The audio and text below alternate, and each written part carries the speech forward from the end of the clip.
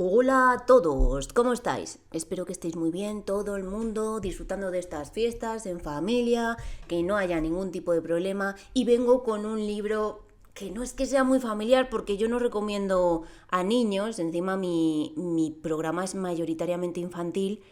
Es un libro escrito con una riqueza lingüística muy singular, porque nos está retratando un mundo primigenio en la Sierra de Francia, y es un libro que voy a dedicar con todo mi corazón a un grupo con el que estuve trabajando hace poquito y que visitamos los pueblos de Miranda del Castañar, Mogarraz, La Alberca y por último llegamos a la Peña de Francia.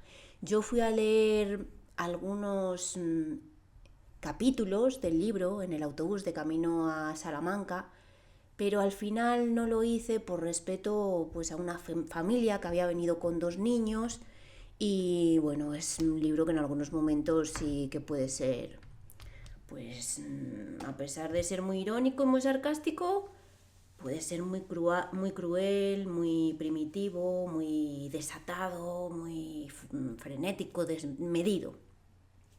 Pero yo hoy vengo a leerlo, muy fiel a mi palabra, y vengo a, con motivo de que no lo pude leer en su momento, vengo a dedicárselo a mi grupo de Martos y de Torredón Jimeno. Un besito muy fuerte a todos y espero que lo paséis muy bien estas fiestas. Se llama Las aguas esmaltadas, la primera novela de Manuel Díaz Luis. Lejos de cualquier truculencia gratuita, este libro refleja un intenso sentimiento de la naturaleza. Es un conocimiento casi antropológico de un mundo en vías de extinción. Las aguas esmaltadas revela a un nuevo narrador de enérgico poderío verbal y personalísimo acento. Y empieza así. El año de las lluvias andaríamos por los 12 o los 14. El año de las lluvias nos empezó a venir y dejamos la escuela. El año de las lluvias todo cambió de golpe, como si nada de lo de antes hubiese existido. El año de las lluvias nos hicimos hombres de la noche a la mañana, mientras llovían calamidades sobre el mundo. Y el mundo para nosotros apenas se abarcaba un poco más allá de San Andrés de la Sierra. Yo le digo de entonces, de cuando era monaguillo, a poco de la guerra. Aquí dicen que no hubo, es natural. Los muertos de la guerra solo crían veneno y malos sentimientos. Y un muerto trae a otro muerto, y a otro, y a otro, y nunca se acaban las rencillas y las pendencias. Eso es lo que traen las guerras, venganzas y malos sentimientos. Nada más que eso. Pero aquí guerra no hubo, es natural. Nosotros venimos a serle de San Andrés de la Sierra, del sur de Salamanca, de la parte que dicen Sierra de Francia, entre San Domingo y San Muriel, en la ladera misma del monte de la Quilama. Los pueblos de esta parte llevan casi todos el nombre de algún santo. Ni Dios sabe por qué, pero así es. Del otro lado del monte quedan San Miguel, San Esteban, San Cristóbal, San Martín, San Vicente, San Antolín y aún puede que se me pase alguno. San Andrés ronda las 40 casas, unas mejores, otras peores, pero todas limpias y bien encaladas, a la sombra de la iglesia que está encima mismo de un ribazo, vigilándolo todo como un guarda forestal.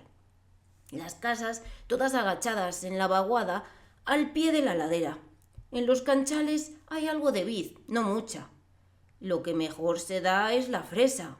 La cereza y la guinda tampoco es que se den mal, pero no rinden tanto y se les saca menos que al fresón. Por la temporada, la gente engancha el mulo y sale a vender la fruta por los pueblos del llano, hacia el norte, tirando a Salamanca. La fruta de la sierra tiene fama por el contorno, y mal que bien, se va vendiendo. En el llano hay más necesidad. Es tierra pedregosa y desagradecida, y hay gente que lo pasa mal. Aquí A poder que pueda vamos saliendo adelante, aunque lujo y comodidad no haya. Gracias a Dios, calamidad tampoco. Guerra no hubo. Al que le tocó por quinta no le quedó más remedio, pero los demás no la conocieron. Es natural. En San Andrés de la Sierra la gente está muy unida y nunca se dieron enemistades. Riñas sí, en todo pueblo que se precie siempre las hay, pero nunca llegan a mayores. Por San Andrés, al empezar la guerra, pasaron varios coches llenos de hombres que preguntaban si había rojos en el pueblo para llevárselos. Pero aquí no se entendía de eso. Aquí solo se entiende de trabajo. Así se les dijo. Y ellos se fueron con la música a otra parte. En el llano sí. En el llano debió de haber lo suyo. Pero aquí no pasó nada. No se entendía de odios ni rencores, solo de trabajo. De eso era lo único que se sabía en San Andrés. El alcalde puede decirse que siempre ha sido el mismo. Ahora es el señor Ignacio, el de la tienda de ultramarinos, que dicen que si es medio comunista, pero no porque sea de política, no es por eso, es porque casi no pisa por la iglesia, solo de tarde en tarde y de mala gana. El de antes era su padre, el señor Onofre, y el de antes de su padre era su abuelo, el señor Eliseo, y el de antes su bisabuelo, Saturnino, y el de antes ya nadie ni se acuerda. Se conoce que es tradición, y como todo el mundo lo tiene a bien, si Dios quiere y el destino no se quiebra, el que está llamado a sustituirle es su hijo Serafín, que no ha querido hacer carrera por más que su padre ande a vueltas con él para llevarlo a Salamanca. El Sera dice que a él que no lo saquen de aquí, y puede que no le falte razón. Él sabrá. ¿Cuántos quisieran, coño, tener los medios que a ti te dan? Déjeme usted, padre, que yo bien sé lo que me hago. Allá tú, luego no digas que no pusimos de nuestra parte. El cura se llama don Ursicino y solo viene los domingos y cuando hay necesidad. Don Ursicino es el cura de San Domingo de la Sierra, pero como aquí no tenemos desde que don Jesús se fue, él es el que viene a echarnos una mano. Don Ursicino no hace vida en San Andrés, no se halla. Se conoce que está hecho a San Domingo y no quiere cuentas con nadie. Como él hace su vida y deja en paz a la gente, en el pueblo están conformes con él, no siendo la señora Encarna, la Padre Nuestro, que nada es de su parecer, siendo, como ella es, persona pía, rigurosa y exigente con la ley de Dios y todo lo tocante a ello. El de antes era don Jesús, que para poco, y el de antes, don Estanislao. Y todos dicen de él que fue un gran santo. De ganado algo hay, unas cuantas cabezas de vacuno, algo de caballar, cabras, sobre todo cabras. Es lo que más abunda. Y corderos. El Celes, el tamborilero, tiene un hato, que ni siquiera sabe a cuántos llegan el número. Dios, hijo, pues ni por no pararse a contarlos, a por culo. Puede que lo cuente como si fuese ahora. Yo lo hablo así por mejor entenderme y es porque parece que lo estoy viendo. Pero yo le digo de entonces, de cuando era monaguillo, hasta el año de las lluvias, a poco de la guerra. 2.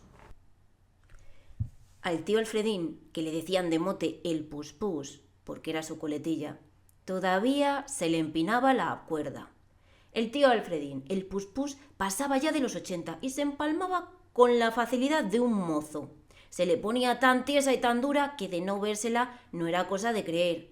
Noches hubo de las pocas que bajaba San Andrés, de dejársela palpar en el bar de Ezequiel, de todo incrédulo que lo desease y se atreviese. Incluso llegó a sacársela en más de una ocasión para que no hubiese dudas y todos pudieran comprobar el prodigio de buena fe y con sus propios ojos.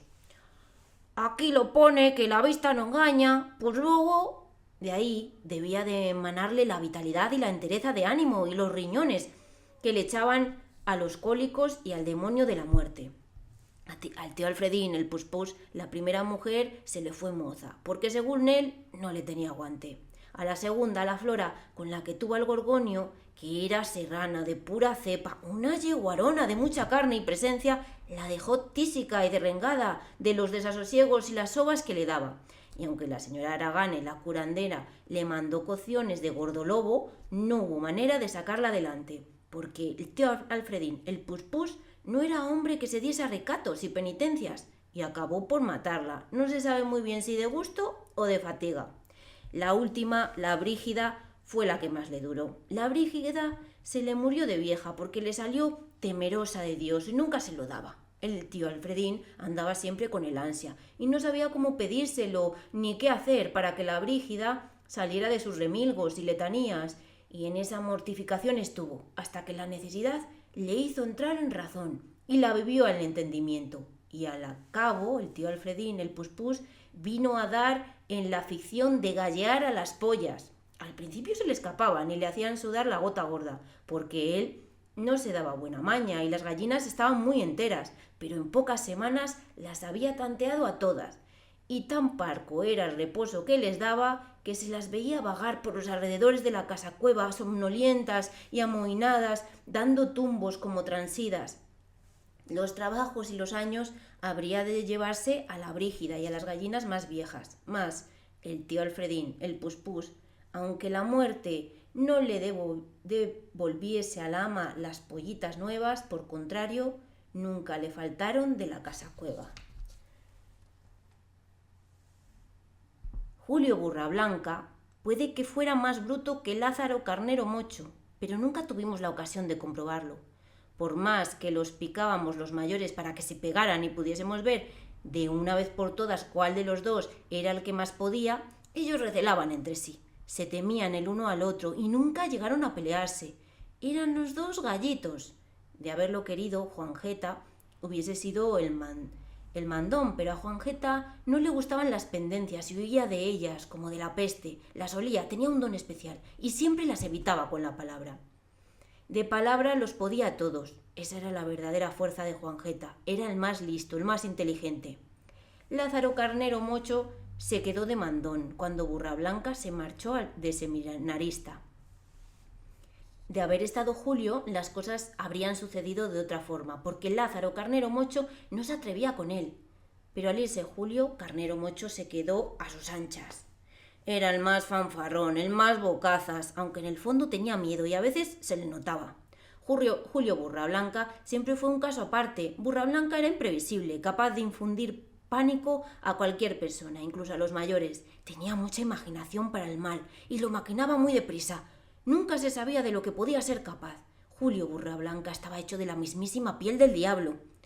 Por San Marcos, por las fiestas, Burrablanca se embadurnaba las manos con el barro de los charcos y, como todo el mundo, estrenaba ropa nueva. Él se acercaba por detrás y cuando veía a la gente distraída, le plantaba las manos en la espalda y salía corriendo. Por las noches cogía el tirador y se liaba a pedradas con las bombillas hasta que cachaba todas las de la calle y la dejaba completamente a oscuras. Luego ataba cuerdas de un lado a otro a ras del suelo para que todo el que pasara se tropezase con ellas y se rompiese las narices. Las trampas camufladas de los trallas que los trallas construían en la plaza también eran invención suya. Carnero Mocho las copió de él. A Gasparín lo traía Martín y solo porque se sentaba delante de él en la escuela. Se estrenaba un jersey, Burrablanca se lo daba de sí estirándoselo hasta el suelo mientras le decía: «Mira, picolisto, así se repican las campanas». Y el pobre de Gasparín siempre salía de la escuela con el jersey pingándole por la rodilla y completamente deshilachado. Otras veces le picaba con un alfiler en el culo y si hacía amagos de decírselo a don Segismundo vaya por Dios, el maestro, Burrablanca le pinchaba más fuerte y le decía: «Como te chives te pongo el culo como una criba». Pero llegó un momento en que Gasparín, encorajinado, no pudo sufrirlo más y sin pararse a pensar en las consecuencias que podría acarrearle, se volvió hacia atrás y le atizó a Burrablanca con la enciclopedia en la cabeza. «¡Déjame en paz, Atila!». Al verlos enzarzados, don Segismundo vaya por Dios llamó a Julio Burrablanca y lo puso de rodillas en un rincón con los brazos en cruz.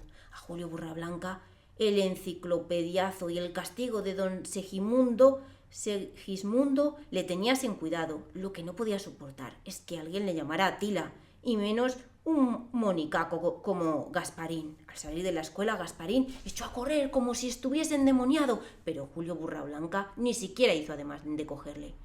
Si se lo hubiese propuesto, lo habría pillado, sin ningún problema, y le hubiese comido los hígados ahí mismo, pero no se movió. Lo dejó que se fuera, ante el asombro de todos. La sorpresa vino al día siguiente, a poco de la salida. Gasparín había desaparecido como por arte de magia, como si se lo hubiese tragado la tierra. Nadie sabía nada de él, nadie lo había visto por parte ninguna. Julio Borrablanca había planeado el escarmiento con todo detalle, como en él era de costumbre. Cuando le echó mano, le amordazó la boca con un pañuelo. Le puso una soga al cuello y para que nadie los viese salir del pueblo, lo sacó por la parte de atrás y lo llevó por la fuerza hasta la dehesa. Al llegar al estanque le quitó la soga, le ató las manos y los pies con una cuerda y lo metió dentro de una caldereta de latón. Luego puso la caldereta encima de una cámara de goma que infló allí mismo con la boca. Amarró la soga a un asa de la caldereta para poder dirigir la navegación desde la orilla y la empujó aguas adentro. Al verse en el estanque, Gasparín, que no sabía nadar, presa del pánico, comenzó a dar grandes voces y chillidos y con ruegos y súplicas le pedía a Burrablanca que lo sacase de allí, por lo que más quisiera. Pero Burrablanca no le hizo caso. Sin soltar la soga, siguió dirigiendo la caldereta de un lado a otro del estanque. «Mira, Picolisto, ahí donde estás ahora por lo menos cubre 4 metros». Al oír esto, Gasparín no pudo contener la desesperación y empezó a gritar más fuerte que antes y a moverse dentro del caldero tratando de alcanzar la orilla como fuese. «¡No te muevas, imbécil! ¡No te muevas, que es peor!». Pero Gasparín no tenía ánimo para atenerse a razones ni andarse con miramientos, y con tanto vaivén y balanceo, la caldereta vino a dar al agua volcando en una orilla que andaría por el medio metro de profundidad. De haber caído bien, no hubiese pasado nada, pero lo malo fue que, al caer de cabeza, como cayó Gasparín, quedó atrapado dentro del caldero, y como al estar atado de pies y manos no podía valerse ni quitárselo de encima, si Julio Burrablanca no acude en su favor. Gasparín se hubiese ahogado sin remedio. Cuando Julio Burrablanca lo sacó de allí, Gasparín tenía la barriga hinchada como un sapo y tanto tardó en recuperarse que no pudieron volver al pueblo hasta bien entrada la noche. El Ceferino y la Norbella, los padres de Gasparín, querían ir a San Esteban de la Sierra, a dar parte al cuartelillo de la Guardia Civil, pero se volvieron atrás convencidos por don Segismundo Vallapordios y por el señor Ignacio, el alcalde. «Mejor será que dejéis las cosas como están. Gracias a Dios no ha pasado nada. Si dais cuenta, la Guardia Civil, a saber de lo que ese bárbaro es capaz de hacer». «Pero oiga, si es que la tiene cogida con el pobre hijo, y no hay un día que no venga a casa con algún descalabro». «Déjelo usted, no haciéndole caso se cansará, y tendrá que emprenderla con otro». «Sí, claro, pero mientras, menuda gracia». «No se preocupe usted, ya estaremos nosotros al tanto». Dar parte a la Guardia Civil tampoco hubiese hecho falta, porque el señor Baudilio, el padre de Burrablanca, él solo se bastaba y se sobraba para bajarle los humos al más plantado, y si llevaba su sangre, como él decía, «razón de más, la justicia ha de empezar por casa». En cuanto supo el sucedido, el señor Baudilio le faltó tiempo para ir en busca de Burrablanca y tirarse a él en plena calle sin pedirle explicaciones ni suerte de razón.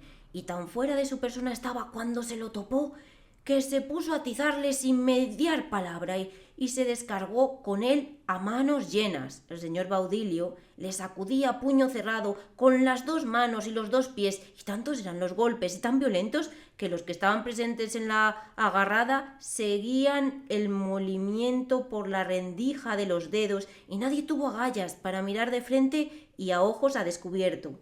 Cuando saltó la sangre, las mujeres rompieron a gritar y los gritos alertaron a los hombres, que uno aquí, otro allá, entre todos, no acertaban a hacerse con el señor Baudillo, porque tiraba ñiscas y puñadas a bulto y más de uno cobró por arrimao y mezucón, hasta que al fin, y por las bravas, al verlo sin resuello, se le echaron encima, todos a una, y pudieron darle caza y dominarle. «Soltadme, soltadme, que lo mato, dejadme que soy su padre, que lo mato, a este canalla lo tengo que matar». Ale, ale, señor Baudilio, que por hoy ya tiene lo suyo, usted a su casa y Dios en la de todos, ale, ale.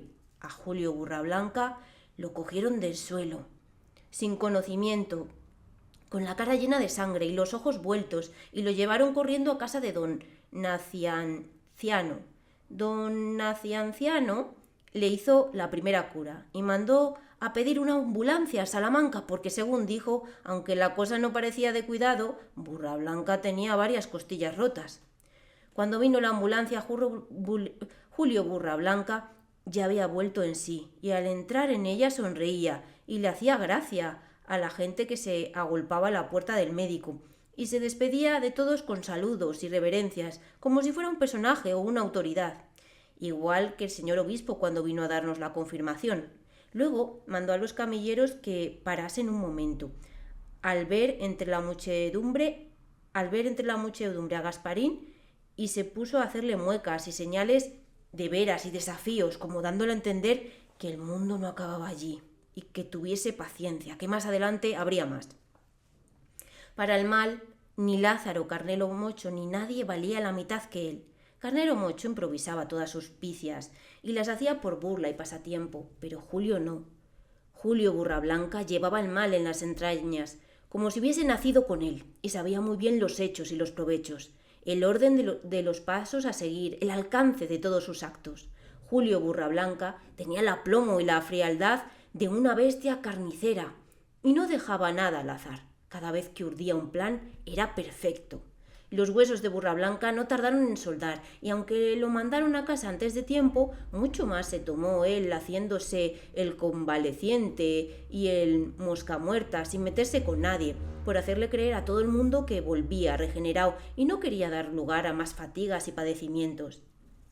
Pero Julio Burrablanca estaba ya detrás de Gasparín, metido en asechanzas, calculando todo y cada uno de sus pasos, midiendo sus movimientos, confiándole para saltar sobre él y cogerlo a placer en el primer descuido. Julio Burrablanca averiguó que Gasparín hacía el recao del pan a mediodía, al salir de la escuela, y que al volver de la Tahona tenía que atravesar toda la plaza. Gasparín siempre atravesaba la plaza por la mitad, y allí fue donde Julio decidió aperrearlo con el chino.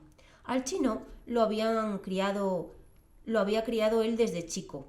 Lo cogió de recién parido, y él mismo le daba de su mano la leche en polvo que sobraba de la escuela.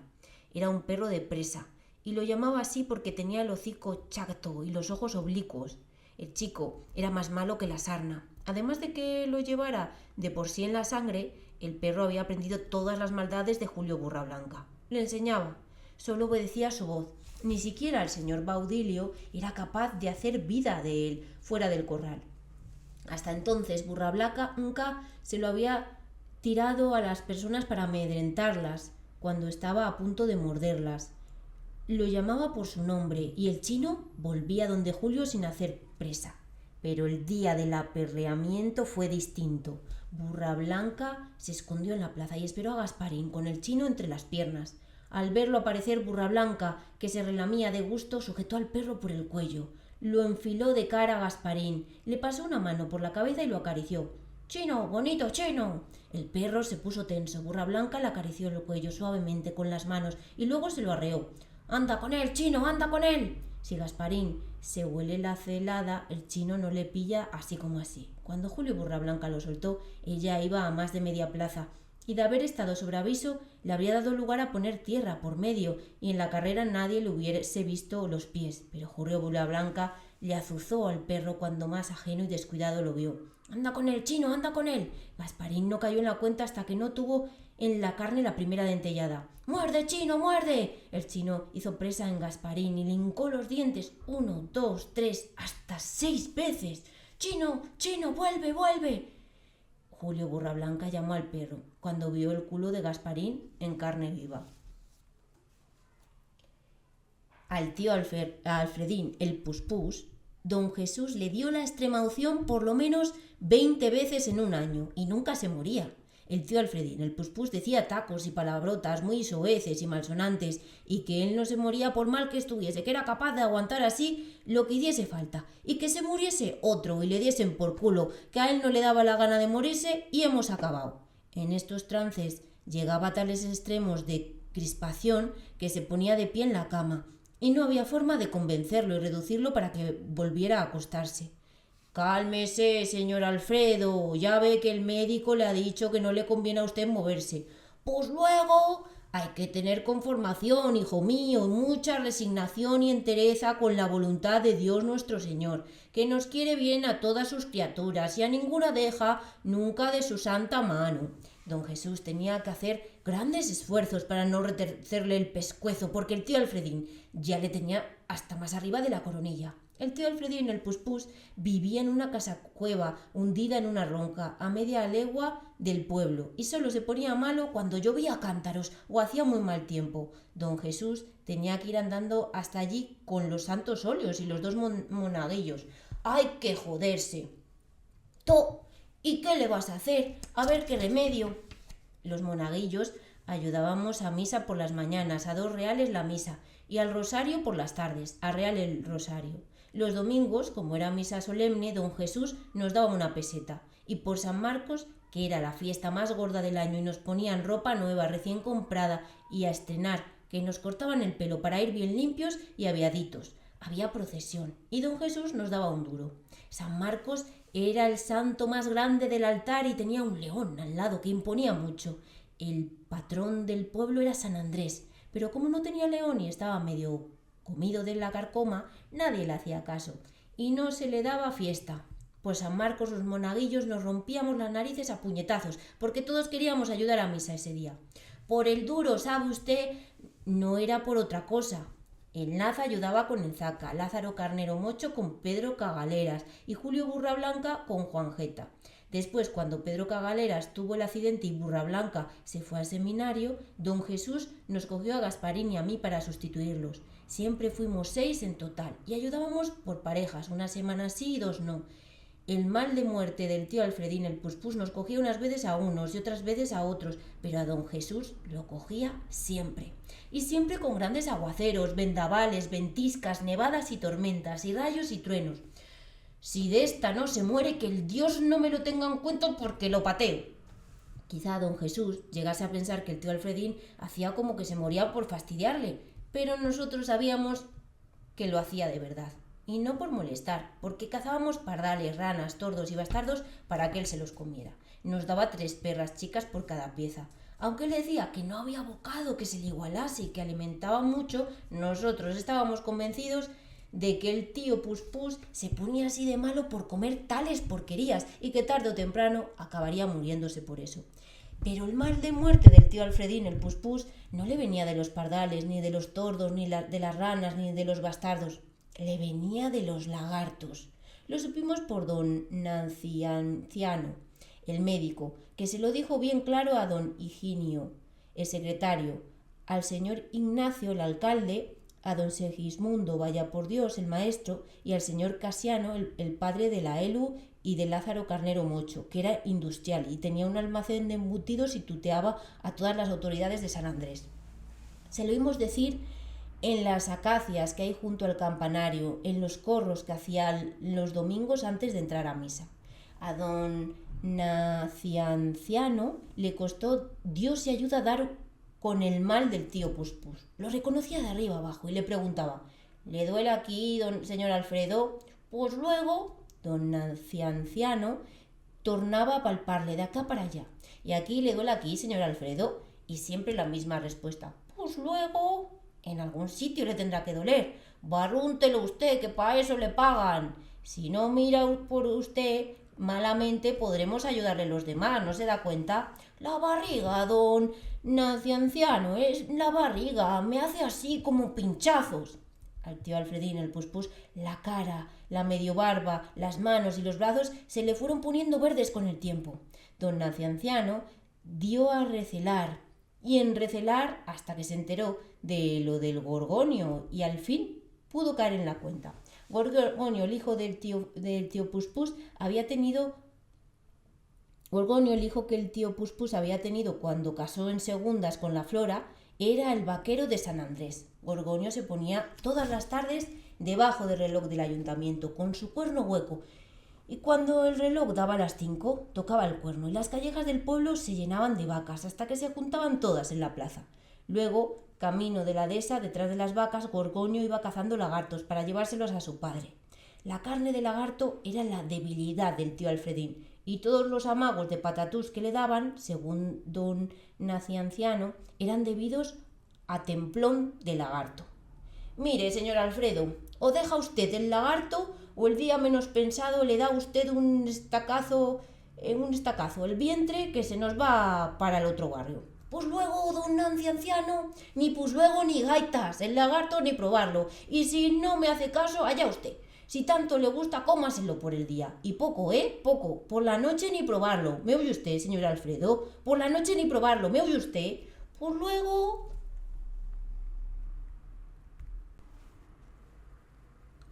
Don Segismundo Vaya por Dios, el maestro, decía que Julio Burrablanca era descendiente de los bárbaros del norte, y cuando explicaba la historia de Atila lo ponía él de ejemplo.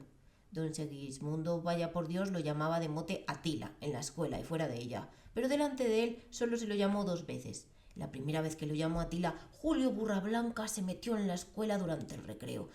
Tiró de correa y se puso a hacer de vientre encima de la mesa de don Segismundo. Cuando acabó, arrancó las hojas de varios libros, se limpió con ellas y se las dejó a don Segismundo encima de la mesa, al lado de la plasta.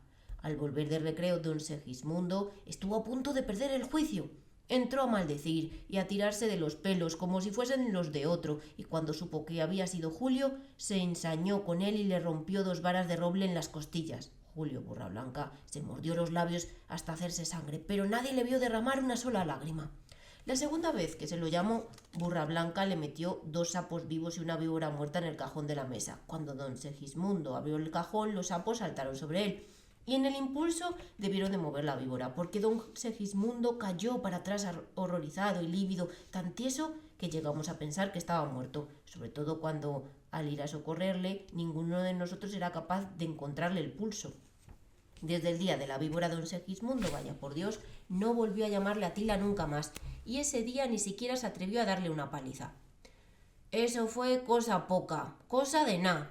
Cuando el mola de Dios es Cristo fue con el tío Cetín. Esa sí que fue menta. Cosa de muchachos que no tienen conocimiento y meten en un lío a Dios y a su madre.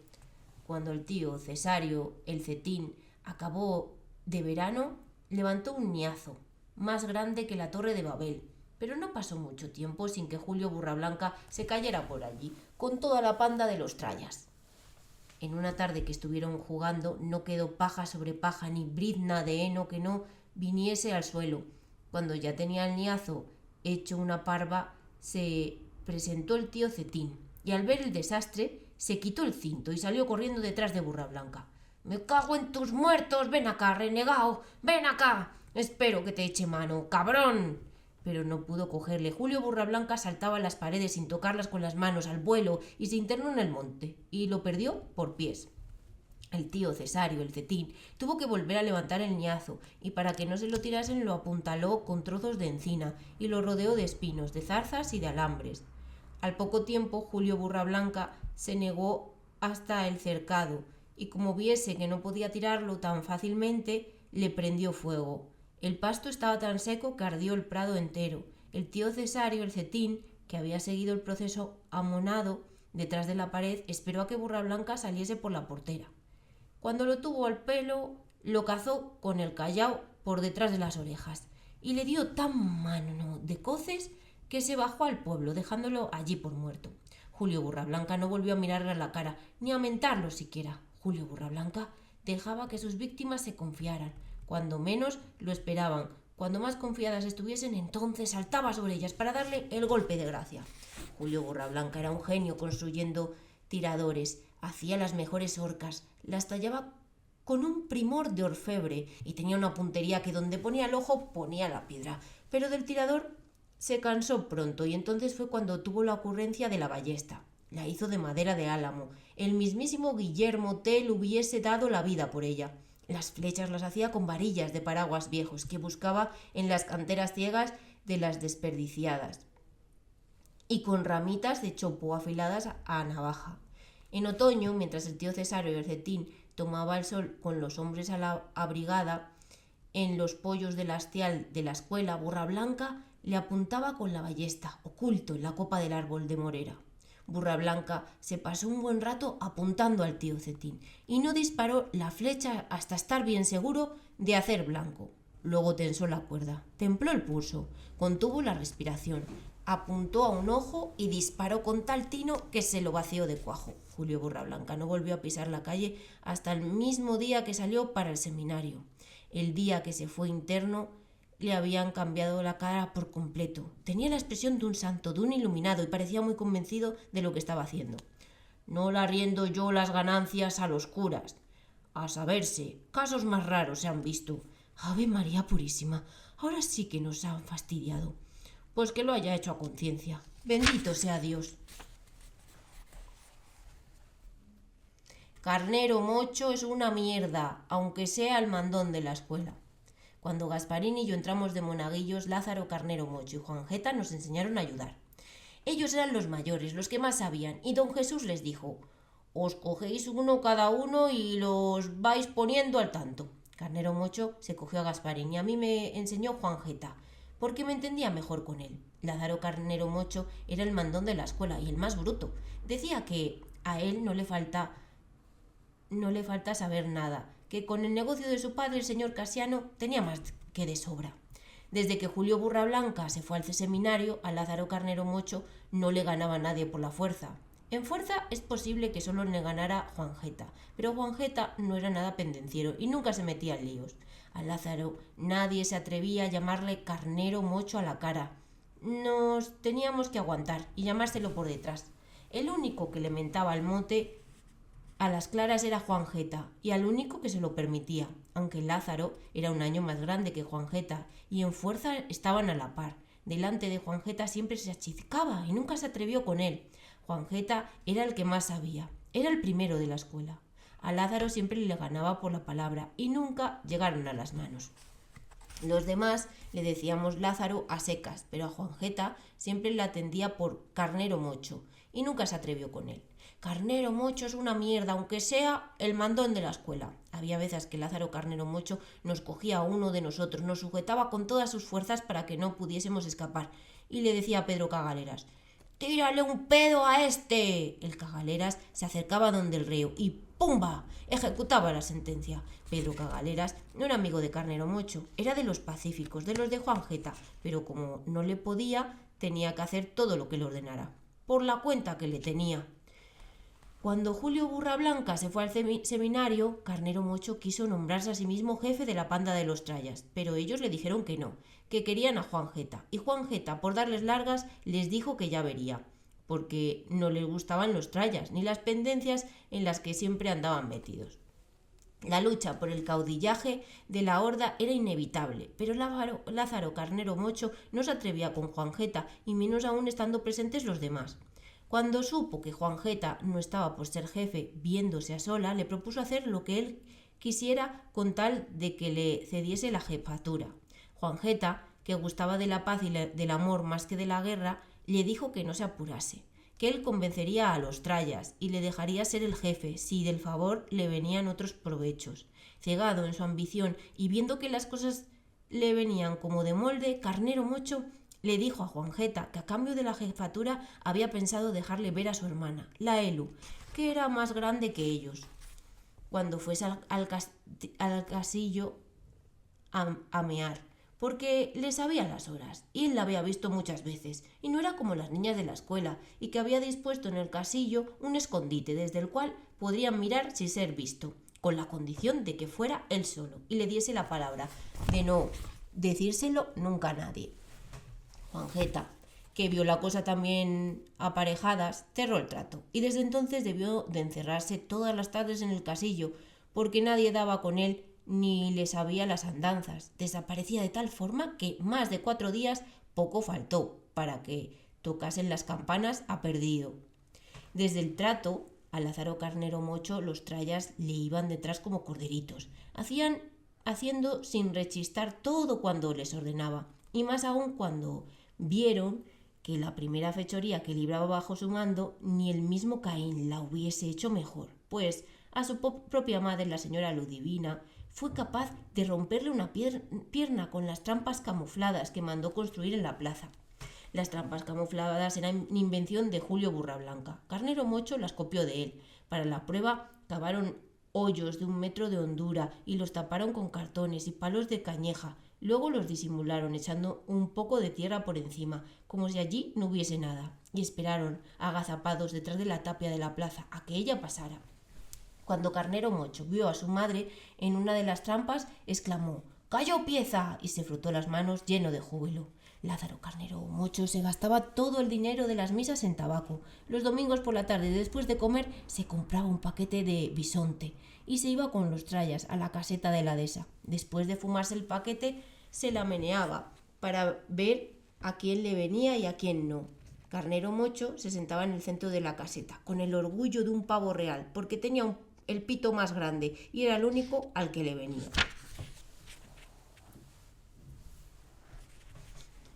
A Pedro Cagaleras lo pilló un camión, y lo dejó tieso, lo que se dice tieso. Se conoce que estaba jugando al balón y se le fue a la carretera. El que debió de estar muy concentrado en el juego salió corriendo sin mirar y ¡zas!, que se metió debajo. El camionero no era de por aquí, no lo conocía nadie. Se comprende que pasaba por casualidad, igual que podía no haber pasado, pero pasó. Y lo que son las casualidades, justo en el momento en que a Pedro Cagaleras se le espantaba el balón. También es mala pata, los hay que tienen la negra y no sirven para darle vueltas. Lo que está de pasar, el camionero, cuando bajó del camión, se sujetaba la cabeza con las 2 manos, como si se le fuera a caer de un momento a otro. Eso dicen los que lo vieron. Y que no hacía más que decir «¡Dios mío! ¡Dios mío!» y no lo sacaban de ahí. A Pedro Cagaleras le habíamos dicho después de comer que se viniera a Nidos a la dehesa, pero no quiso, no le dio la gana de venir, y ya ve usted, si se hubiera venido con nosotros no le hubiera pillado el camión. Ve ahí, lo mismo se podía haber caído de cabeza desde un álamo, o le hubiera pisado una vaca, o se hubiera ahogado en el estanque. Se empieza por los pájaros y se acaba por las ranas. Si estaba de pasar, lo mismo que se murió aquí si hubiese muerto en la dehesa. Igual, ¿qué más da? Que estaba de Dios, diga usted que sí. A Pedro Cagaleras, don Jesús lo quiso echar de monaguillo por pedorro, pero al final debió de acostumbrarse a él y acabó dejándolo por imposible. Le dijo 1000 veces que esas cosas tan feas no debían hacerse en la iglesia, delante del Altísimo, pero Pedro Cagaleras no podía evitarlo, y bien que lo intentaba, que se ponía colorado como un tomate de contener la respiración y contraer el vientre, pero al final siempre se le escapaba. Se comprende que era así de natural y no había forma. Los pedos de Pedro Cagaleras no eran ruidosos, no señor, ni estridentes, ni sonoros.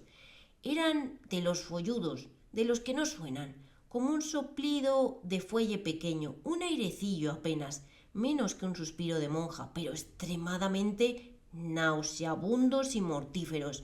Al Altísimo no sé yo si le ofendería, pero a don Jesús mucho, ya lo creo, una barbaridad. A don Jesús cuando estaba en media misa o al final o al empezar, que es esto, Pedro Cagaleras no llevaba control.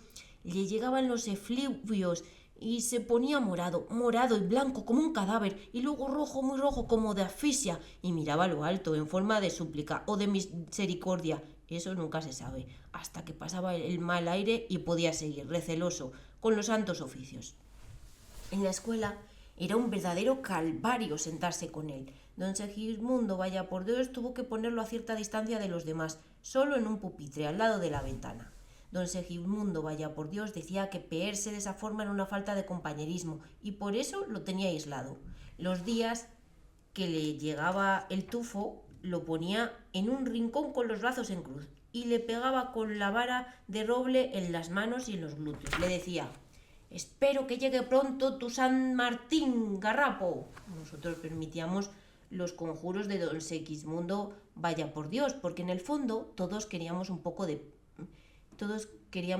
a Pedro Cagaleras y sabíamos que los alegrones de burro nunca llegan al cielo, pero lo cierto es que llegaron antes de lo deseado. Cuando Segismundo se enteró del accidente, exclamó: «¡Vaya por Dios!». La muerte de Pedro Cagaleras fue en verdad un caso de mala suerte. En el pueblo no había ningún camión, y fíjese usted, tuvo que pasar uno, vaya usted a saber de dónde, justo en el momento en que ya casi tenía el balón en las manos. Como aquí no hay camiones, se confiaría el angelito. Si a Pedro Cagaleras le da por venirse a Nidos, seguro que no le hubiera pillado el camión. Pero no quiso, no señor, se venía todas las tardes y ese día no le dio la gana de venir. Que estaba de pasar, y estando de pasar, lo mismo que se murió aquí se hubiese muerto en la dehesa. Igual, ¿qué más da? Que estaba de Dios, diga usted que sí. A la muerte nunca le dimos demasiada importancia en el pueblo. Cuando alguien se moría seguíamos hablando de él como si estuviese vivo, y así nunca se moría uno del todo. Aquí lo normal era morirse de viejo. De tarde en tarde surgía un descalabro. Eso era lo raro. Lo natural era morirse de viejo. En San Andrés de la Sierra, el que más y el que menos se las apañaba como podía y se aguantaba lo necesario. Si se caía antes del tiempo, en accidente, pongamos por caso, un poco más de pena y consideración sí quedaba. Pero la cosa es que todos acababan en el hoyo y como los teníamos aquí cerquita, la verdad es que seguían siendo como de la familia. El día que se murió el tío Alfredín el Puspús, solo se enteró Gorgonio. Después de marear a todo el mundo durante un año, el tío Alfredín el Puspús estiró la pata sin avisar a nadie. Cuando Gorgonio le notó que se iba quedando, hizo ademán de salir corriendo a llamar a don Jesús, pero el tío Alfredín el Puspús todavía sacó fuerzas para decirle: «¡Quieto parao! Tu padre la diñará templao, no de indigestión. Deja a cada cual en su sitio. De donde están, bien me parece». «Pero padre, al menos póngase a bien con Dios». «Pues luego, estoy de mal de oreao. ¿Con qué deja de preocuparte?» En esto se llevó las manos a la barriga, porque le daba uno como retortijones, y se retorció un poco sobre sí mismo y le dijo a Gorgonio: «Mira a ver si quieres algo para tu madre, que ya me parece estarla viendo». «Pero padre, ¿qué dice usted, padre?» «Ale, hijo, ahí te quedas, mira a ver lo que haces». «Padre, padre, a pasarlo bien, hijo, y aprovecha, no seas un lelo, que eso es todo lo que vas a sacar en limpio. Y si no encuentras con quién, ahí tienes a las pollas, ya te quedan enseñas. Mejor es eso que nada». Gorgonio no paraba de llorar, porque su padre le hablaba entre vaídos, y cada vez se le apagaba más la voz. «Déjate de lágrimas y de cuentos, que ya no me duele nada. Y aprovechas, no seas lelo. ¿No has visto a tu padre? Pues luego...». Y diciendo esto, hizo una convulsión, arrugó el hocico, se tiró 3 pedos y se quedó. La verdad es que bien oleado sí que se fue. De nadie supimos que le dieran el viático tantas veces como a él, pero Gorgonio se quedó con el pesar de la incertidumbre. Gorgonio no sabía muy bien si el efecto de los santos óleos era pasajero o si por el contrario duraría lo suficiente como para que su padre se hubiese ido en gracia. Al día siguiente del entierro fue a preguntárselo a don Jesús. «Estate tranquilo, hijo, que si tu padre no entra en el cielo, a nosotros no nos mete ni el obispo Edelmiro, que en gloria esté». En San Andrés se decía que al que no le daban la extremaunción se iba derechito al purgatorio y que no salía de allí hasta que los vivos intercedieran por él, con los rezos suficientes.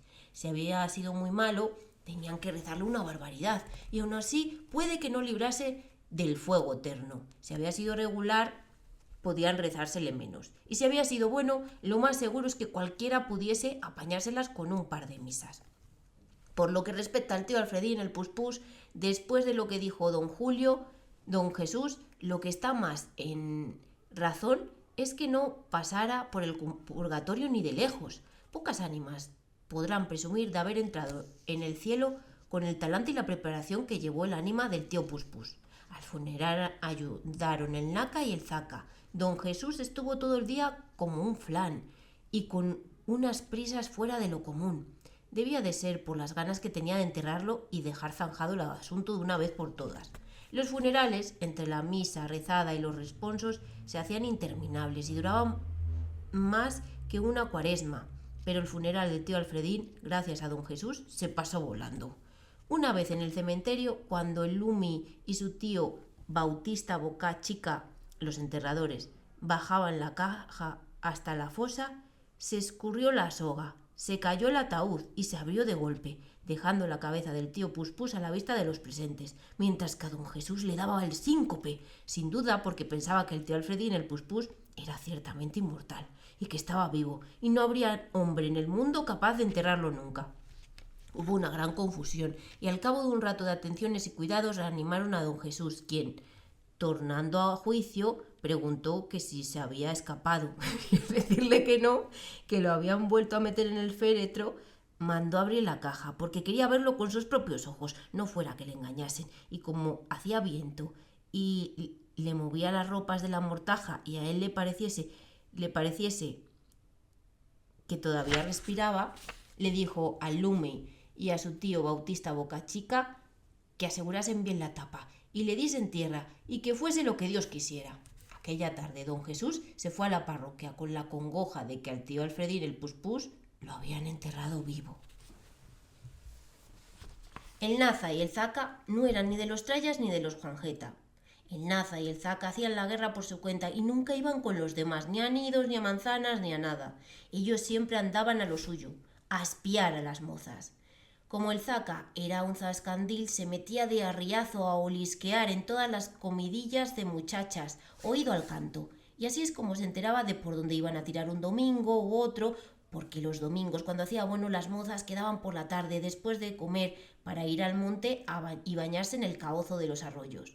El Zaca le iba con la conveniencia al Naza, y el Naza, que era más vivo, enseguida cavilaba el plan para poder seguirlas a distancia sin ser visto y acecharlas desde las matas y los helechos cuando ellas se quedasen desnudas chapoteando en el lodo de la orilla.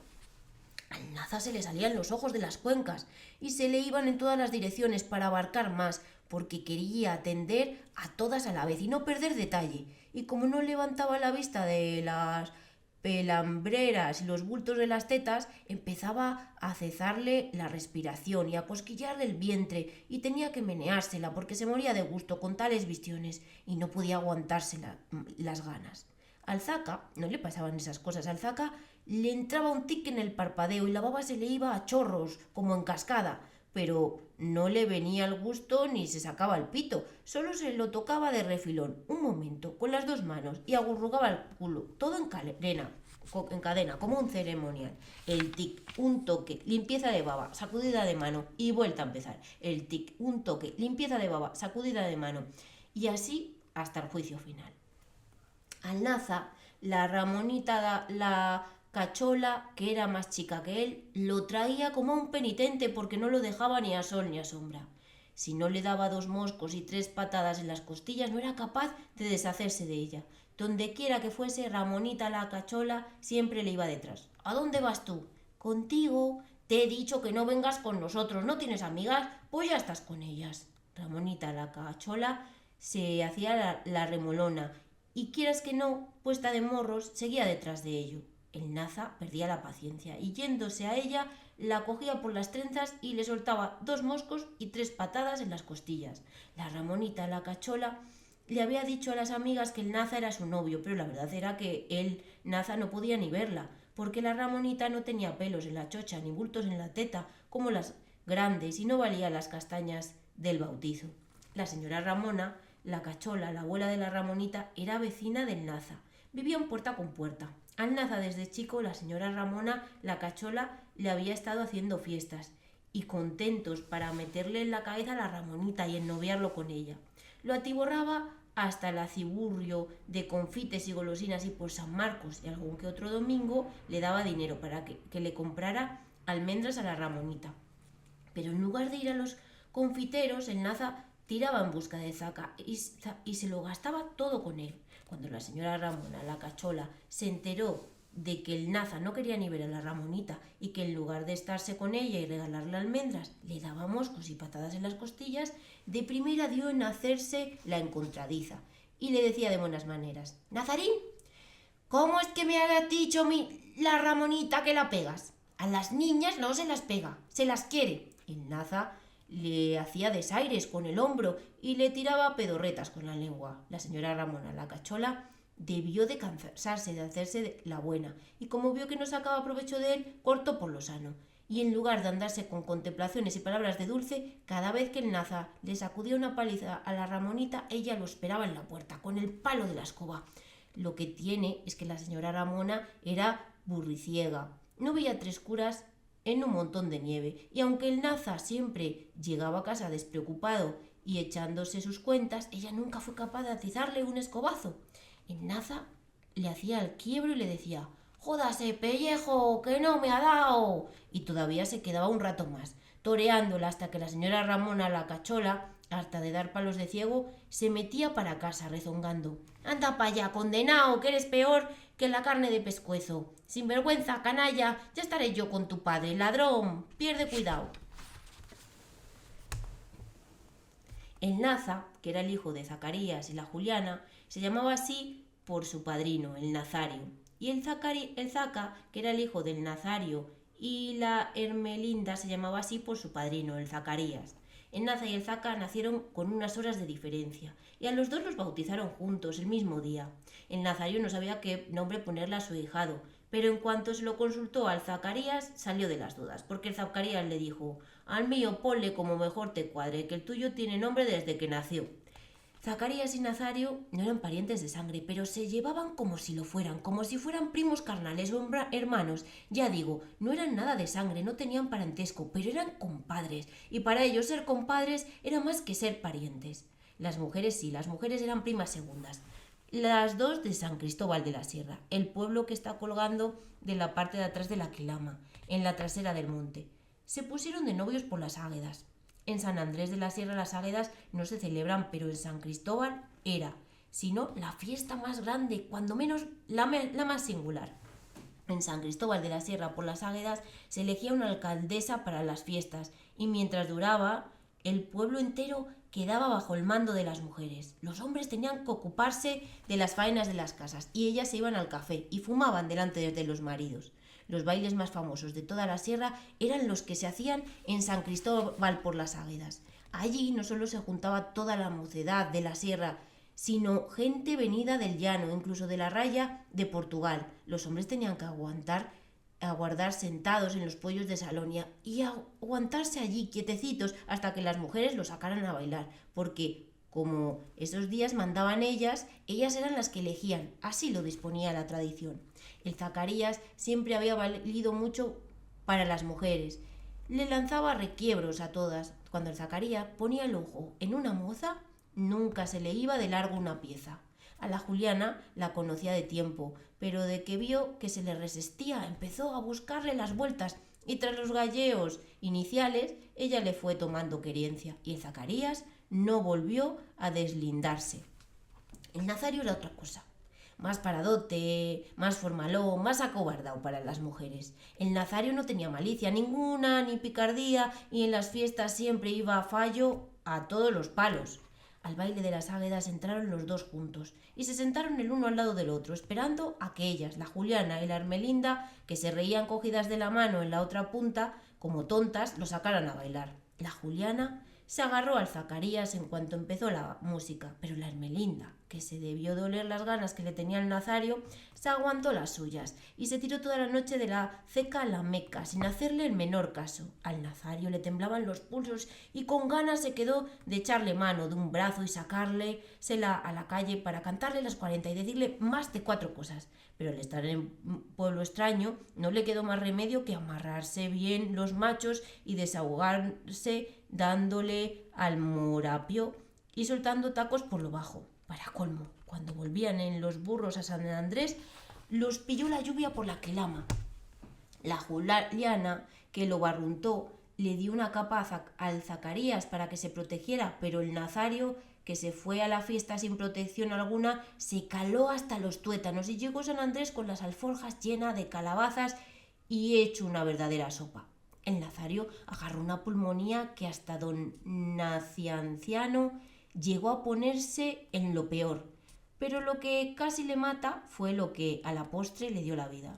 Al empeorar el Zacarías le fue con la cantina a la Juliana y ésta, al enterarse, se llegó a verlo con la prima. Se conoce que el mal de amores le resfriaba más que la caladura, porque llegar la Ermelinda y empezar la mejoría. Fue todo uno. A los 3 días el Nazario estaba tan pirongo que aquello más que una curación parecía un favor del Espíritu Santo. Así empezaron a tratarse y el Nazario, al verse correspondido, no tenía ganas de otra cosa que no fuera de la Ermelinda. Y del aire sacó el pábulo y se mantuvo hasta que se pregonó con ella, que ni comía ni bebía sino los vientos de la moza, ni trabajaba ni dormía, atacado de la charladura de ella. Cuando hubo de fijar la fecha del enlace, le pidió parecer al Zacarías y el Zacarías le dijo: por mí, cuando más te haga. Si tú te casas, yo no voy a ser menos. Si por bien ha de ser, el domingo que viene, a más tardar, echamos las amonestaciones, se hacen las 2 bodas juntas y acabamos escapado. Y oye, basta que sean primas para que encima cojamos parentesco. Pero si a ti eso te da lo mismo. Ya, hombre, ya, pero así está todo al completo, ¿no te parece? Que me ahorquen si te entiendo. El Zacarías se echó a reír y añadió: si se estila llevar albarda, póntela y calla. Manolón tenía un mandao de los de órdago a la grande y el pecho como un oso. Cuando erraba un caballo lo cogía por las patas y lo levantaba a pulso. Es muy hombre, es capaz de comerse un jamón una sentada. Manolón, el de la fragua, tenía un mandao que le medía 2 cuadras, 2 cuartas de las suyas, que eran más grandes que el mapa de España. Si echa mano de la bota y le da más de 3 nuezazos, no le deja ni la pez. Manolón de la fragua, cuando quedaba con la Marga para ir a tirársela a la dehesa, siempre llevaba al Juan Jeta para que espiara. Juan Jeta era el más leal de los monaguillos y casi nunca miraba lo que hacían. Manolón esperaba en la herrería y Juan Jeta le iba con la razón. ¿Qué te ha dicho? Que te estés a las 6, que ella va por la parte de atrás. La Marga iba por el camino viejo para que no la vieran, porque por allí nunca había nadie y Juan Jeta y Manolón se iban en la bicicleta por el camino bueno, por la cañada de las vacas. Al principio Manolón montaba a Juan Jeta adelante en la barra, pero con el tiempo le tuvo que hacer un soporte de soldaduras para montarlo atrás, porque con los baches a Juan Jeta le salían mataduras en las nalgas. Monta atrás y agárrate fuerte a los muelles del sillín. Juan Jeta montaba atrás y Manolón le decía: ¿qué tal vas? Bien, aquí no duele tanto el culo. Abre bien las piernas, a ver si vas a meter los pies entre los radios y nos damos la hostia. Al llegar a la dehesa, escondían la bicicleta entre los matorrales y se iban a la cueva de los endrinos. La cueva era un bocarón de endrinos y de zarzas que Manolón había horadado a golpe de hoz y de destral. Entraban por una gatera a ras de suelo y una vez dentro cerraban el boquete con bardas de hojarasca y zarzamora. Era un sitio tan seguro que ni los pájaros ni las culebras podrían dar con ellos. Manolón y la Marga se metían a retozar en la cámara del fondo, que tenía el suelo bien mullido de retamas, de hierbas y de lechos, y Juan Jeta se quedaba en la galería de la entrada a espiar. Cierra la gatera y ojea bien. Si viene alguien silbas, ya sabes. Juan Jeta nos dijo que a la Marga le entraba todo enterito, pero que algunas veces le dolía un poco y ponía caras de retorcerse. También nos contó que a la Marga, antes de que Manolo se la metiera, le gustaba que le dieran con el dedo por la chocha, y mientras ella le decía: así mi niño, así, qué bien, me lo sabes hacer, nosotros nos tronchábamos de risa. Mira que llamar mi niño a Manolón, que tenía el pecho como un oso. Juan Jeta también nos dijo que la Marga tenía la chocha llena de pelambrera. Las niñas de la escuela no tenían, pero la Marga sí, mucha y muy negra. Eso es lo que decía Juan Jeta. El año que entró el cólera, poco antes de la guerra, el Celes, el tamborilero, le dijo a Ezequiel, el del bar: menos mal que le ha dado por las personas, si le da por el ganado nos jode. El Celes, el tamborilero, vivía del lanar. El Celes tenía un jato de corderos que ni siquiera él sabía cuántos llegaba a un número. Dios, hijo, pues ni por no pararse a contarlos, por culo. Pero el Celes, el tamborilero, lo que mejor se le daba era hacer coplas. Mejor que los corderos, hacer coplas y tocar el tamboril en fiestas. Pa'l cante hay que tener cabeza y sentimiento. Dios, pues no cuesta sacarla, sí cualquiera. El único que tenía cabeza en San Andrés para sacar coplas era el Celes. Tenía dos, el cerezo ya terminada y vestidito blanco a medio terminar, aunque las dos se pareciesen como un cordero a otro. Oyéndoselas enseguida se echaba de ver que eran dos cantes distintos.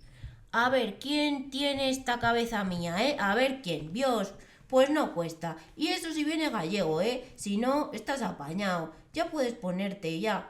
Como no venga gallego, días perdido, hijo, días perdido. Estos son todos muy listos, se piensan que nada más es ponerte y ya está. Sí, Dios, que se pongan tan listos que son, a ver qué sacan. Pues no hay que darle tan vueltas a la mollera, por pulo, que hay que mamarlo, hijo. Eso hay que mamarlo. Yo, en cuantis que venteo que sopla el gallego, se me suben unos sudores a los sesos. Dios, qué sudores. Y voy y me digo dije... Ahí lo tienes, Celestino, ahora es cuando... Y echo mano del lapicero y del cacho libretina. Y apuntar, hijo, apuntar. Si no se aprovecha el momento, te quedas en blanco. Se te va el santo al cielo. Ya joderte. Ya puedes correr, ya. Menuda cabeza hay que tener para eso. Sí, cualquiera, Dios, que se ponga a ver qué sacan, tan listos que son. El Celes cantaba en el bar de Ezequiel, pero se hacía mucho de rogar y solo se arrancaba por San Marcos, por las fiestas, después del baile. ¡Vamos allá, Celestino! ¡Échate un cante! ¡Que sepan los forasteros lo que es bueno! No seáis liantes, que esto es mucha categoría. Venga, coño, ni que fueras Antonio Molina. Dios, no seáis liantes, no os confundáis. Ponle otra fiesta, Ezequiel, que vaya cogiendo fuelle. El Celes no cabía de contento dentro de él y se estiraba y se hacía el importante al ver que todo el bar le rodeaba hasta comerle el aire y le hacían corro pendientes de lo que hiciera y gargareaba el chato con parsimonia antes de llevárselo al coleto y después se echaba un escupitajo en las manos y al tiempo que se las frotaba hacía un ademán con la cabeza para dársela en la entrada y decía: vamos a verlo. El Celes siempre se arrancaba por San Marcos. Por San Marcos, Manolón, el de la fragua, se fue a la dehesa con el traje nuevo y le dijo a la Marga: ¿sabes ordeñar? Sí. Pues ordéñamela. Cuando me venga la leche yo te aviso y te pones con la boca. Pero le vino la leche y antes de que la Marga se la bebiese toda, se le fue un poco al pantalón. ¿Esto mancha? Puede. Manolón le dio un manotazo en la cara. La Marga se echó a llorar. ¿Y no se quita con nada? Con lejía, dejará de quitarse. ¿De fijo? Sí, pero a lo mejor destiñe. Manolón le soltó otro manotazo que casi la deja en el sitio. Cuando la levantó del suelo, ella le dijo que se mareaba, que se sentía morir. Agárrate aquí. Manolón se llevó las manos hasta el bulto y luego le dijo: ¿estás mejor? Y ella le dijo: sí. Entonces Manolón le sorbió las lágrimas con la boca y la besó en los ojos, muy despacio, como nunca lo había hecho hasta entonces. Luego le cogió la cabeza con las dos manos y mientras la abrazaba contra el pecho le dijo muy bajito, casi con la voz temblona y por 2 veces: te quiero, te quiero. Y la Marga se abrazó a él y volvió a llorar. Las mozas de Galisteo, buena planta y mal aseo. La señora Bene, la maestra, era de Extremadura, de un pueblo de Cáceres que le dicen Galisteo, que no hay más que añadir para quien sepa el dicho. La señora Bene, la maestra, le tenía mucha afición a las artes y siempre andaba quejándose de no haber tenido ocasión de acercarse al Museo del Prado. Feliciano, el del molino, luego de que la oyera, se fue a ella y le dijo: «Coño, doña Bene, ¿no ha visto nunca el Museo del Prado? Pues véngase a buscar la burra conmigo, que yo se lo enseño». La señorita Bene no pudo por menos y se echó a reír. Luego le dijo: «¿Pero qué cosas tiene Feliciano?». En San Andrés se decía que el Feliciano andaba a ella, pero que al carecer de letras no era partido y no tenía nada que hacer, sobre todo desde el accidente, que al parecer le había dejado un poco tocado del ala. Por lo visto, al volver una noche de la romería de Santo Cristo de Cabrera, el Feliciano venía lanzado como un loco cuando de golpe y sin avisar se le echó un burro encima de la motovespa. En el envite chocaron ambas testuces y con tal violencia que el pobre animal vino a quedar en el acto. De resultas, el Feliciano anduvo una temporada como ido, como si le hubiese cogido un mal aire. Pero la verdad es que hoy día apenas se le notaba nada. «Pa' ti es la vida, Feliciano», «Pa' ti es la vida, Feliciano», le decía Ezequiel, el del bar, por darle coba. «¿Y qué verdad es? El día menos pensado, nos das el alegrón. Pero qué necesidad tengo yo de enredar las cosas, hombre. ¿Dónde quieres que vaya, que más valga?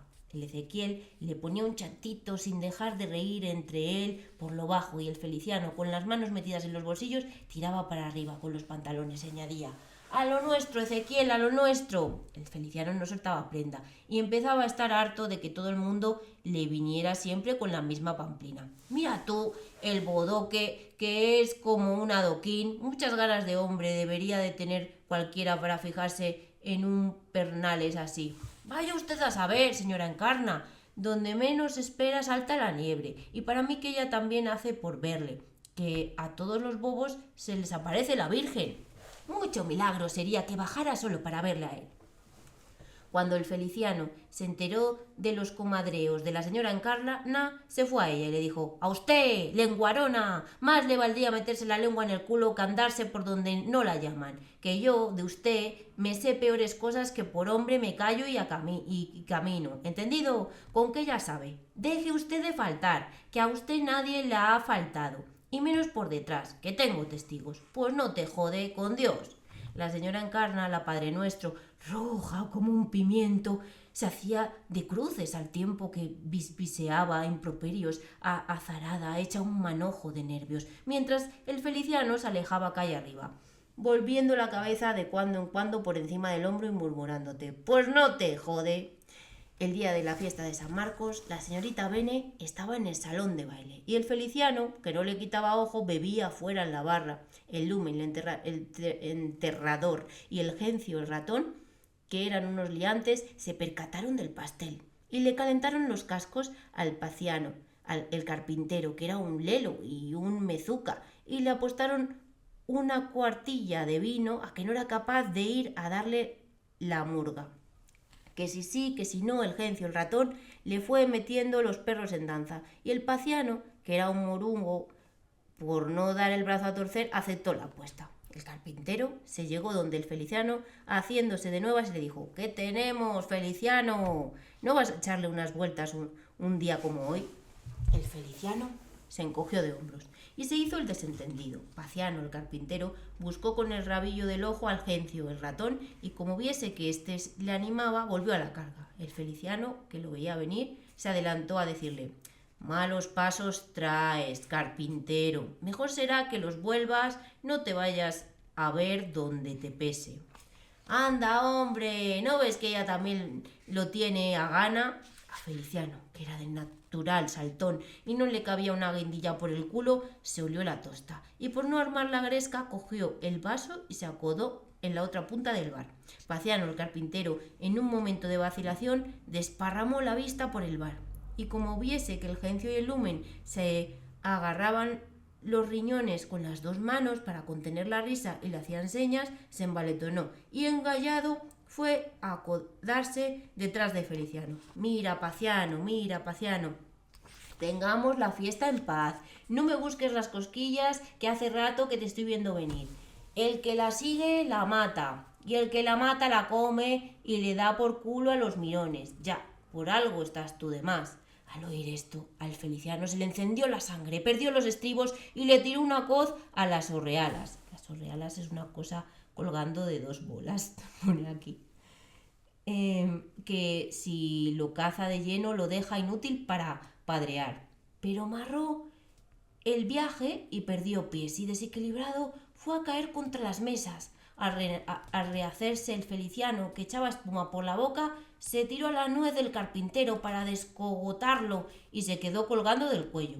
El Paciano, que se valía bien de un bocado, le hincó los dientes en los dedos y a poco más le come una mano. Pero el Feliciano estaba tan caliente que no sentía el dolor, y barriéndole por los pies lo revolcó en el suelo y lo pateó sin miramiento alguno y con mucha comezón, y luego que lo vio seguro se le echó encima y, asiéndole por los pelos, se lió a darle calabazones contra las losetas de la pizarra, hasta dejarse sin ayes ni sentido, y con más muerte que vida y sin aliento.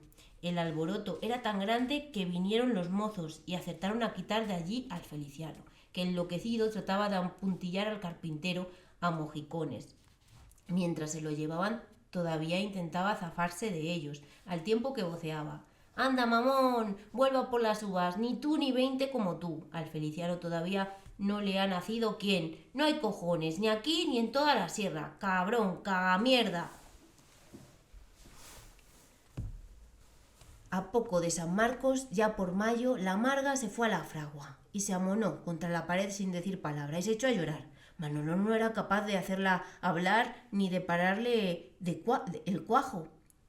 Por lo menos quítate de la pared, que te vas a poner perdida. Y la levantó en volandas y la zarandeó y le dijo al cabo: ¿Qué te pasa, di, qué te pasa? Pero ella no contestaba y cada vez lloraba más y él la soltó y la Marga retrocedió 3 pasos y se volvió a amonar contra el hollín de las piedras y luego que pasó un tiempo se sonó la nariz y tosió y aclaró la voz sin despegar los ojos del suelo y le dijo a Manolón: Estoy preñada. Manolón se le quedó mirando fijo, sin reaccionar, y al rato, cuando volvió en él, le espetó: ¿Qué has dicho? Que estoy preñada. ¿De quién? De ti. ¿De quién va a ser? ¿Es mío? Tuyo es. ¿De quién debía de ser? ¿Seguro? Y al ver que le dudaba la Marga, se arrancó a llorar y le dijo que sí varias veces con la cabeza. Manolón estuvo un tiempo dando grandes zancadas por la fragua, yendo y viniendo. Cuando se calmó, se apoyó en el fuelle y le dijo: Mañana a primera hora coges el coche de San Esteban y te compras el mejor traje de novia que tengan en Salamanca. Ya iré yo esta noche a estar con tu padre y habrá que hacer los papeles. Y dejas de llorar, la hostia, que se te van a sacar los ojos. Mira cómo te has puesto el vestido. La Marga se secó las lágrimas. Manolón se fue acercando a ella y cuando la tuvo cerca la abrazó y le olió la cara y la cabeza. Ella le dijo: ¿Me quieres? ¿Me quieres de verdad? Manolón la besó en la boca y en el cuello y en los pechos y luego se apartó de ella y se fue a la puerta y la candó. Y al quedar casi a oscuras empezó a quitarse el mono y le dijo a la Marga: Quítate el vestido y bájatelas. Y ella le dijo: No, ahora no. ¿Y si pasa algo? Y Manolón le dijo: ¿Qué más quieres que pase? Mientras la desnudaba, Manolón la besaba por todo el cuerpo y la Marga le decía de poco en poco, jadeando: No, aquí no. Pero él seguía desvistiéndola y besándola y ella cada vez temblaba más. No, ahora no, Manuel. ¿Y si pasa algo? Y cuando estuvo ya desnuda del todo, se abrazó a él, primero muy despacio y luego con todas las fuerzas de que era capaz. Cuando el Feliciano se casó con la señorita Bene, hubo mucha fiesta. En la alborada a la novia la fueron a despertar con el Celes, el tamborilero, y antes de la misa y después de la misa tiraron muchos cohetes. El padrino fue el señor Casimiro, el padre de la señorita Bene. Aunque al principio no le pareciera bien el casamiento porque al Feliciano siempre le hizo de menos. Al final se fue conformando y acabó por ceder. El día de la boda el señor Casimiro iba que no cabía en el traje, más hueco que una cañaleja. Lo normal es que la señorita Basilia, la madre del Feliciano, hubiese sido la madrina, pero la cosa fue que no.